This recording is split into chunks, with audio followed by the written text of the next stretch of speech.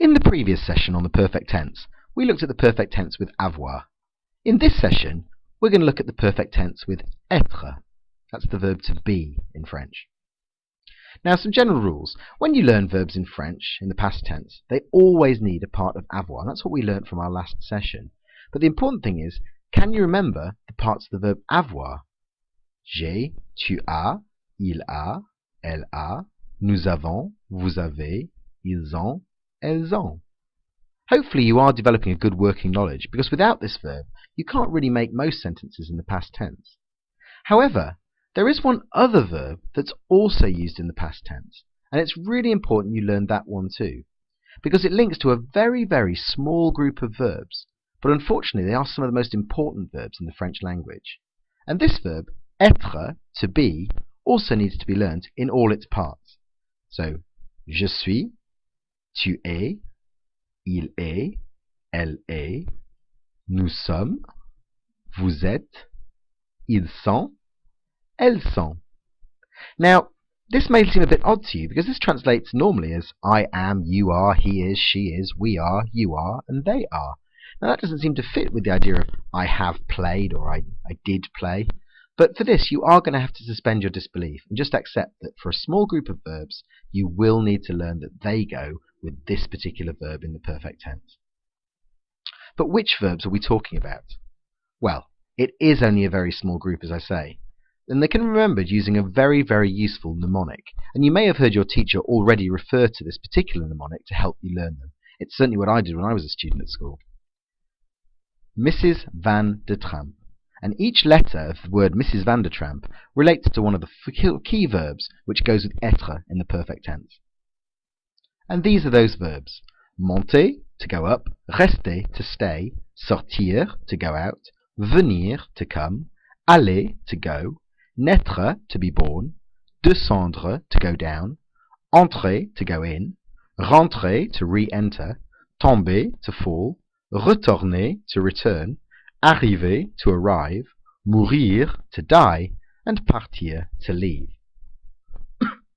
Now, you know your rules already for changing these verbs, which are in their infinitive forms, the forms you find in the dictionary, into past participles. And the good news is that most of them are fairly regular verbs. So monter, rester, aller, entrer, rentrer, tomber, retourner, and arriver are all ER verbs. And you should remember that to change those into past participles, you take off the ER and you turn it into an E accent. There are also a couple of IR verbs here that also follow the IR pattern, where you take off the IR and you replace it with the letter I. Sortir becomes sorti, and partir becomes parti. And there's also one RE verb that follows our pattern, when you take off the RE and you replace it with a U. So descendre, to go down, becomes descendu. Unfortunately, there are three verbs here that just don't follow any pattern whatsoever, and you are going to have to learn them if you're going to use them in your French language. Although quite reassuringly, they're not ones you should use fairly often. Venir becomes venu, naître becomes né, and mourir becomes mort. Now, there is one more thing that you do need to know when you're doing the past tense with être. You do need the same things as we have done before with avoir. You need a subject, so I, you, he, she, we, you, or they. Of course, you need your auxiliary verb, and of course in this case it's the part of être, not a part of avoir. And you are going to need your past participle. But there is something else. And this is what we call in French an agreement. Verbs that take être in the perfect tense need to have an agreement which shows which person is actually completing the verb. So if the person doing the verb is female, then you need to add an E on the end of the past participle. If there's more than one person doing the verb, you need to add an S. And of course, if both those criteria apply, as in more than one person is doing it and all those people are female, you need to add an ES on the end. Now, that's a bit tricky, so let's have a look at that in practice. This is the verb aller, to go, which we know is one of our verbs in Mrs. Van der Tramp. So to put it in the past tense, je suis allé. So if you look at all the different parts here, we've changed aller to a past participle by taking off the ER and putting an E accent. We've added our part of être, je suis, to make it make sense. And if je related to a girl or a woman, you'd add an e as an extra letter on the end to show that it was a female person completing the verb. Now with the you form, if you is relating to a girl or a woman, you're going to add an extra e on the end. Tu es allé. In the il form, of course, il we know relates to somebody who's male. So for that reason, there isn't going to be another letter on the end. But of course, in the next one, elle, which we know must be somebody who is female, we don't need to worry about any brackets. There just will be an extra e on the end. Now in the next part, we've got nous. So nous sommes allés. Now this time, we are definitely going to have an s because we relates to more than one person.